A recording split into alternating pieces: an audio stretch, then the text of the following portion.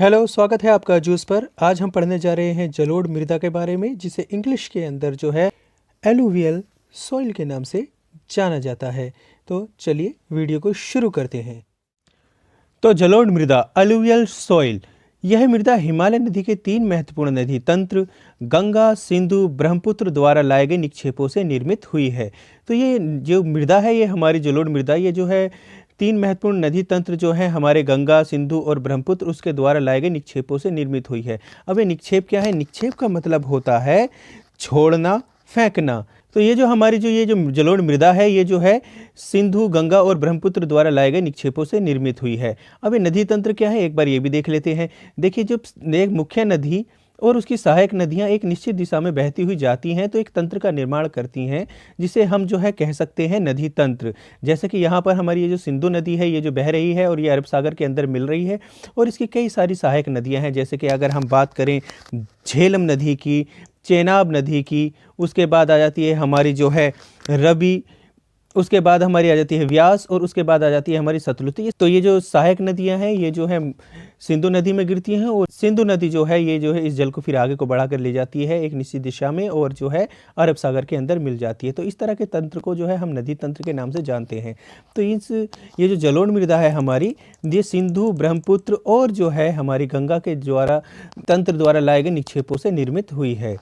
एक एक एक संकरे गलियारे से यह मृदा राजस्थान और गुजरात तक फैली हुई है। देखिए यहाँ पर जो देखेंगे आप, तो इधर एक ही संकरा सा गलियारा है, और यहाँ से लेकर ये मृदा जो है आगे जाके गुजरात के अंदर तक फैली हुई है। पूर्वी तटीय मैदान, विशेषकर महानदी, गोदावरी, कृष्णा, कावेरी नदियों के डेल्टा भी जलोढ़ मृदा से बने हैं।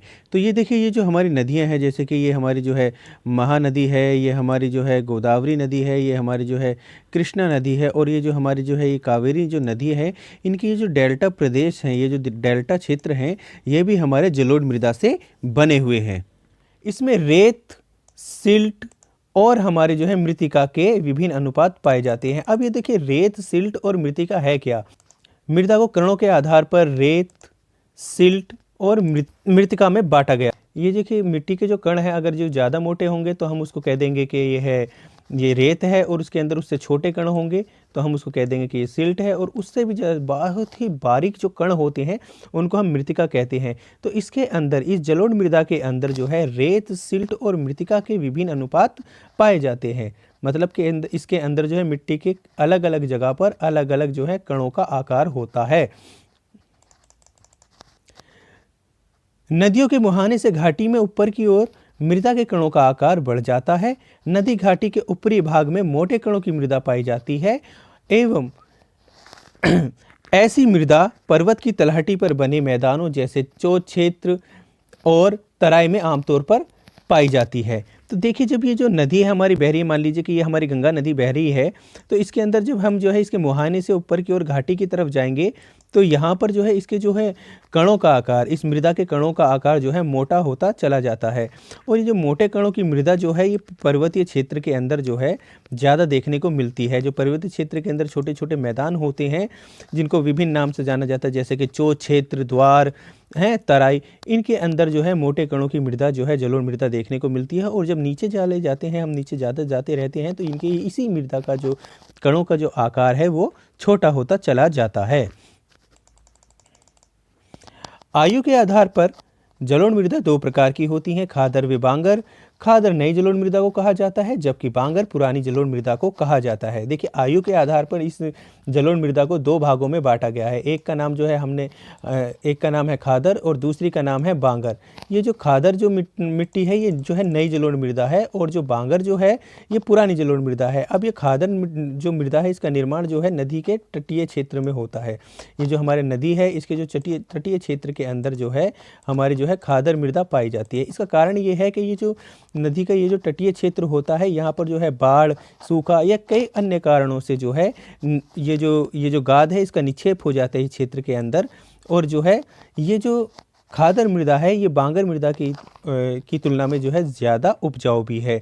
और जो ये पुराने जो क्षेत्र हैं यहाँ पर अगर हम देखें, ये जो पुराने जहाँ पर ये नदियों के किनारों से बहुत दूर के क्षेत्र हैं, यहाँ पर जो है हमारी बांगर मृदा पाई जाती है, जो कि खादर की तुलना में कम उपजाऊ है। बांगर मृदा में कंकर ग्रंथियों की मात्रा ज़्यादा होती है, खादर मृदा में बांगर की तुलना में ज़्यादा महीन कण पाए जाते हैं। अब हमारे ये जो बांगर मृदा है, जो पुरानी मिट्टी है जलोढ़, उसके अंदर जो कंकर पत्थर हैं उनकी मात्रा जो है ज़्यादा होती है, जबकि हमारी ये जो नई जो है नदी के किनारे बनने वाली जो है जलोढ़ मृदा खादर है, इसके अंदर जो है बारीक कण पाए जाते हैं मृदा के। यह मृदा बहुत उपजाऊ है, इसमें पोटास, फास्फोरस और चूना होता है। उपजाऊपन के कारण जलोढ़ मृदा क्षेत्र के अंदर गहन कृषि की जाती है और इस जलोढ़ मृदा क्षेत्र में जनसंख्या भी अधिक रहती है। देखिए, एक तरह से ये जो जलोढ़ मृदा है ये एक भारत का मैदानी इलाका है।